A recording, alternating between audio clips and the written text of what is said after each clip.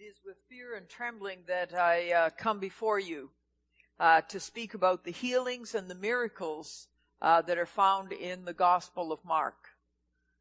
As we've been talking this past week in the study groups and in the Monday morning Bible discussion, it is these healings and miracles that provide an obstacle to people really coming to be comfortable with faith.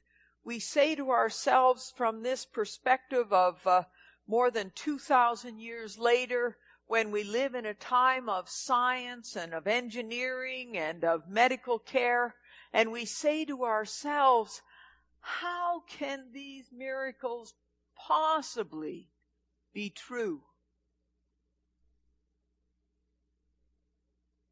More than one person has said, you know, I could believe in Jesus more if there was less miracles. And I hear that. I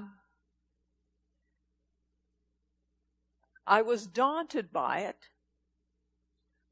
until I had lunch with Lois Wilson yesterday and Colin and Louise, and Lois said in her typical blunt fashion, well, if people are afraid of these stories, it's because they're biblically illiterate and they're taking the Bible literally and they don't understand. So I thought, well, okay, that's a good challenge. All right. So here's what I make of them. Okay? I don't want you to be daunted by these stories. And I don't want you to take them literally. I want you to remember that Mark is writing 40 years after the event. How many of you are still telling stories from your family that you weren't present for at the time they happened? And you're still repeating the story, but how many of you think that you've maybe altered it a little bit in the telling each time you tell it because you're trying to make a different point? I've done that. We all do, don't we? Like, it's just, that's what the oral tradition is. That's what storytelling is. It's using a story to make a point. And the point that Mark is making is not found, I think, in any individual healing or miracle story. The point that Mark is making is he wants to tell us something about Jesus. And he wants to tell us something about life.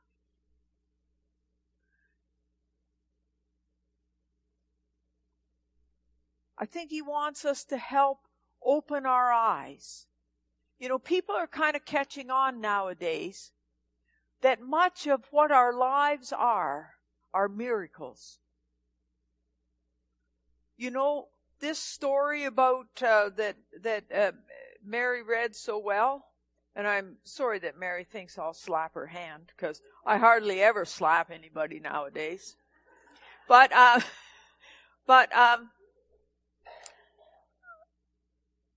like Mark tells this story where this person who has these unclean spirits, who we would talk about now as perhaps hearing voices, hallucinating, things going on in their mind, becomes healed and fully functioning. Now, Mark condenses that story so it happened just like that. What a miracle. But that's with 40 years perspective. And remember, we already know Mark is a very crisp writer. He's just writing to get this stuff down. before the generation who tells the stories has passed away. Right? So he's at it. He doesn't care how long it is. You and I know that there are people who have heard voices in their lives, who have suffered tremendously, who have been healed, who now live fully functioning lives. Is that a miracle? I think it is. I think that there's everyday miracles that happen all around us. I think that if we have the eyes to see, we can imagine that the tiniest thing, the paper white, which has come through the ground in this cold weather, is that a miracle? I think it might be. So, Marcus Aurelius said that everything we hear is an opinion, not a fact, and everything we see is a perspective, not a truth.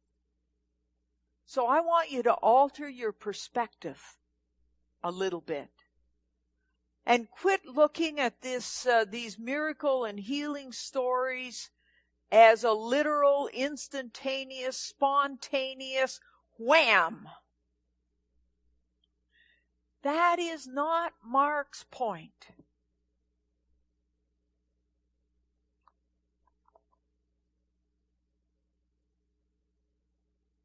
If we can change our perspective and look at these stories in a different way, and if we can begin to think about miracles and healings not as a showtime, but as the slow and steady progression of our bodies to heal, of things that happen. Mark's not giving us a timetable. He's saying this person got well. That's not a surprise to us. So, let the miracles not be an impediment to your faith, but look at them with a 40-year perspective and hear how you tell those stories and see, if I change my perspective a bit on this, can I let go of it seeing like Jesus being like a magician? Because that's not how Mark wants us to see Jesus. He's not a magician. He's not a Harry Potter. He's not a superhuman. And I think that our own lives will be enriched if we start to see just the everyday miracles that are around us and change our perspective. So that's point one. Because we're reading the whole book of Mark, we don't have to take each story one by one by one by one. The lectionary, which is the schedule of readings that are provided by the National Council of Churches, has been an excellent thing. But I think that one of the things that's happened is we want to have the full meal deal in one story. And I want to suggest to you that you don't get the full meal deal out of one story. And so as we read the whole story of Mark, I want you to know that there's 18 healing and miracle stories. Mark is writing these 40 years after. He's got to get them down. What is the point he's making about Jesus when he tells us 18 stories? Listen to them. There's the story of the man with an unclean spirit, a mental healing. And then there's Simon's mother-in-law. Well, she recovered from whatever the ailment was that had her taking to her bed. That's a physical healing, Mark is telling us. There's the story of the leper becoming clean. There's the story of the paralytic. There's the story of the man with the withered hand. There's the story of the disciples scared to death and Jesus stills the storm. There's the story about the demoniac of Gerasene. There's the story of the daughter of Jairus. Remember, he's the temple authority high up. There's the story of the afflicted woman. There's the story of the feeding of the 5,000 and the story of the feeding of the 4,000. There's the story of Jesus walking on water. There's the story of Jesus healing the daughter of the Syrophoenician woman who has to kind of beg him to or outsmart him so that he considers healing this foreigner.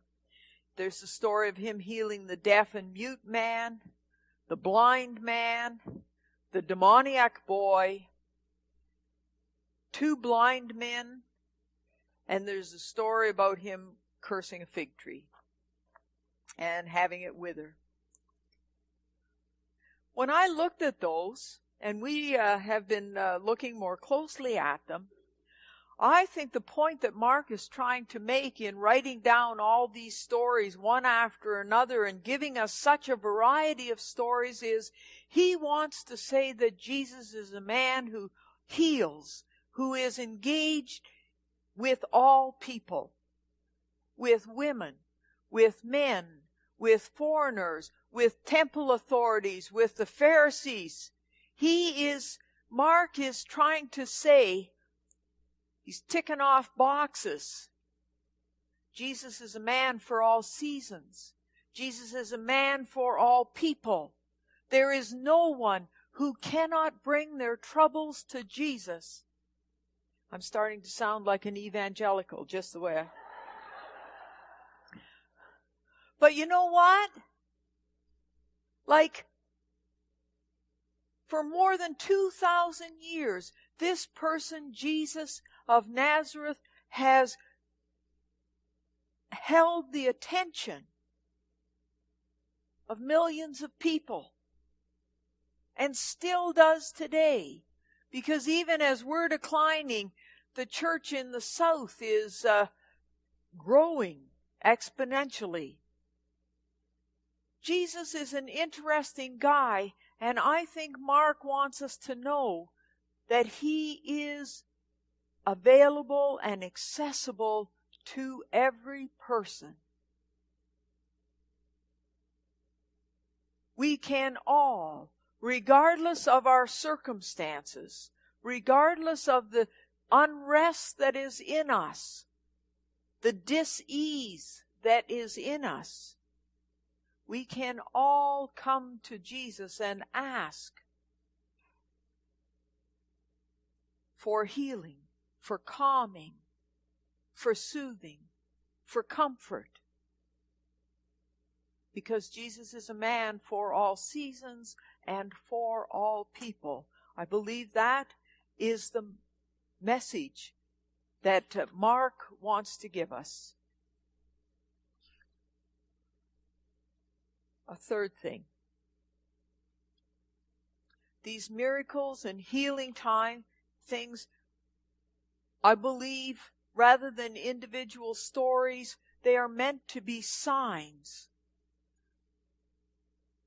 which point us to see, and we're pointing the early disciples to see, that there is something beyond, a power that is greater than what we can see. And so the disciples, they're always astonished by what Jesus does, aren't they?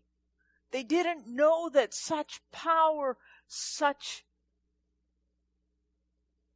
ability was within the scope of human beings. So,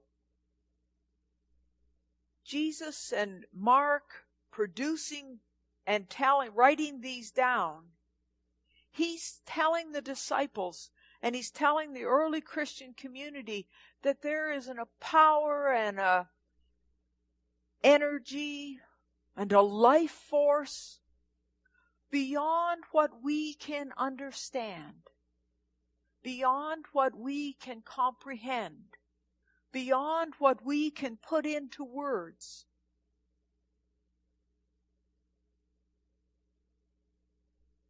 We call that power beyond. In our Song of Faith, we call it a holy mystery. We call it God. Scientists call it the limits of understanding. We keep thinking that if our brains can't conceive it, that it may not be true or real or out there. But Mark is telling us by having Jesus able to call on energy, to call on power and authority that's beyond anything they've seen. Mark is saying, do not believe just what you can see, but understand that there is a power beyond your understanding, a power that's greater, a power that is available. And through a relationship with God, Mark is saying you can access that greater power, that greater healing.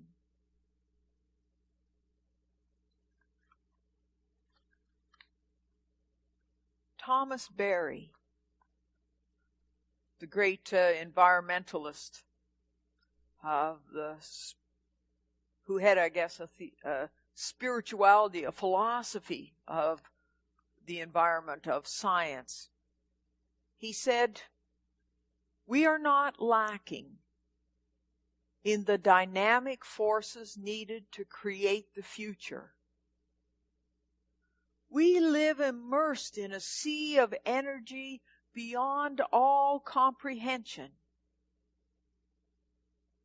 But this energy, in an ultimate sense, is ours not by domination, but by invocation. How much more could Thomas Berry and Jesus agree? Because Jesus doesn't try to dominate that which is beyond comprehension. But he does invoke it. He does invite it. He does let himself be a channel and a conduit for a power and an energy and a spirit that is greater than himself.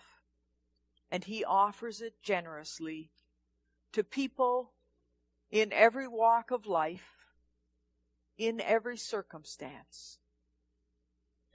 Well, I think that is what Mark's trying to get us to think about with the miracles and the healings. Thanks for listening.